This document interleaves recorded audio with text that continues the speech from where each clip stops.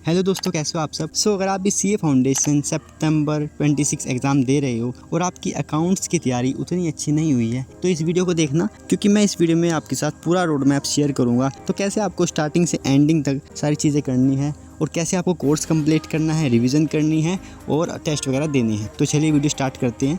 ऐसी वीडियो मैंने लॉ के ऊपर भी बनाई है जो मेरे चैनल पे है, आप जाके देख सकते हो। तो ये लास्ट 50 डेज़ की स्ट्रैटेजी रहेगी कि कैसे लास्ट के 50 दिन में आप सारी चीज़ें कर सकते हो। तो चलिए वीडियो स्टार्ट करते हैं।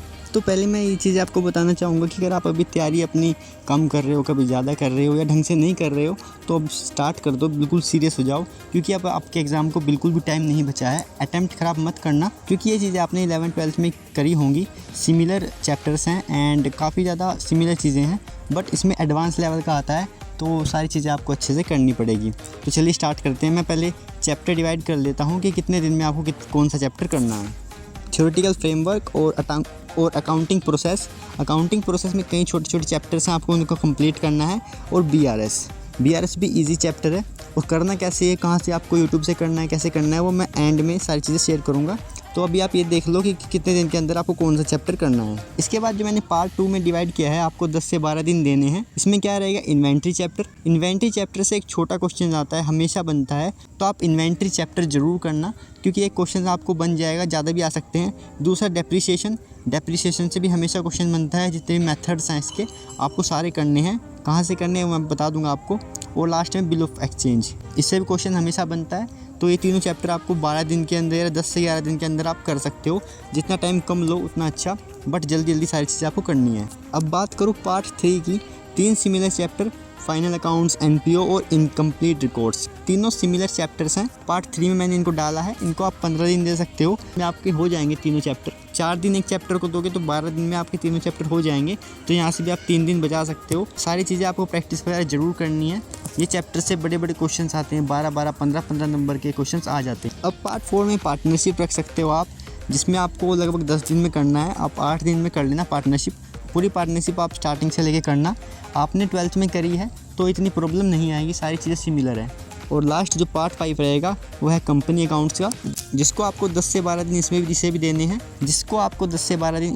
हैं। सारी चीज़ें आपको अच्छे से करनी है और कुछ भी छोड़ना नहीं है। तो ये पूरा सिस्टम है जो आपको फॉलो करना है अपने एग्ज़ाम तक। बस 2 महीने की बात है, आपको 2 महीने सिस्टम से चलना है। कुछ भी अपना टाइम वेस्ट मत करना, बस ये मान के चलना कि मेरे को अटेम्प्ट निकालना है। इसके बाद आपने सिलेबस कंप्लीट कर लिया। मैं मानता हूँ आपका सिलेबस कंप्लीट हो गया। बात करें प्रैक्टिस की। प्रैक्टिस आपको करनी है मॉड्यूल से, MTPs, RTPs, PYQs, सारी चीज़ें आपको कवर करनी है। तो ऐसे आप कर सकते हो, सारी चीज़ें आपको कवर करनी है। मॉड्यूल के क्वेश्चंस, हर क्वेश्चंस बनाना है आपको, क्योंकि उसी तरह के सिमिलर क्वेश्चंस आ जाते हैं रिपीट होकर। तो आगे मैं टीचर्स की बात करूं तो CA नितिन गोयल और मनीष महाजन सर है PW से, तो आप उनसे भी कर सकते हो सारे चैप्टर्स। बट हार्दिक सर हैं, उनकी भी एक प्लेलिस्ट है, वो भी देख सकते हो आप। तो मैं सारी लिंक जो है डिस्क्रिप्शन में शेयर कर दूँगा। अगर आप नितिन गोयल सर से जाते हो तो बहुत अच्छी बात है, वो भी अच्छा पढ़ाते हैं। बाकी तीनों टीचर्स अच्छा पढ़ाते हैं, तो आप उनसे कर सकते हो जो भी आपको सही लगे। अगर मैं 3 सीरीज़ की बात करूं जिनसे आप कर सकते हो, चाणक्य सीरीज़ है, रामबाण सीरीज़ और अगस्त्य सीरीज़। इसमें चैप्टर्स करवाए हुए हैं और काफ़ी हद तक प्रैक्टिस क्वेश्चंस भी हैं, तो आप इन्हें भी देख सकते हो। मैं इसका भी लिंक डिस्क्रिप्शन में डाल दूँगा। और एक चीज़ और आपको ध्यान देनी है, जो इंपॉर्टेंट चीज़ें हैं उन्हें मार्क कर लेना। कॉमन मिस्टेक जो आप कर रहे हो क्वेश्चंस में, उनको भी ध्यान रखना, लिख लेना चाहे कहीं पर।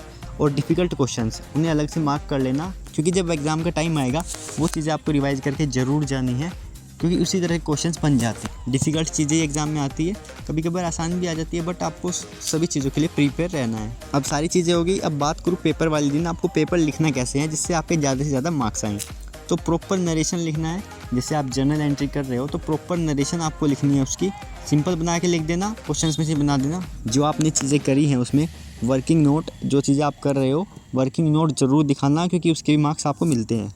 वैसे फॉर्मेट्स वगैरह आपको बनाने चाहिए, बट कभी कभार बहुत से नहीं बनाते, सिस्टम से चलते हैं, तो वो भी कोई दिक्कत नहीं। बट फॉर्मेट्स वगैरह ज़रूर बनाना क्लियर, क्योंकि प्रेजेंटेशन सही होता है, सारी चीज़ें प्रेजेंट करना अच्छे से और अपना एग्ज़ाम अच्छे से करके आना। तो बस यही सारी चीज़ें हैं जो आपको फॉलो करनी है, और सारी चीज़ें आपको अच्छे से करनी है और अच्छे से अपना एग्ज़ाम है जो वो करके आना है। आप इजीली इसमें निकाल लोगे। ये सब्जेक्ट आपका जो है एग्रीगेट बनाने में हेल्प करता है, और इसी तरह इकोनॉमिक्स भी है। कुछ लोग मैथ्स को भी इसी उसमें लेते हैं जिनके पास 11th-12th में मैथ्स थी।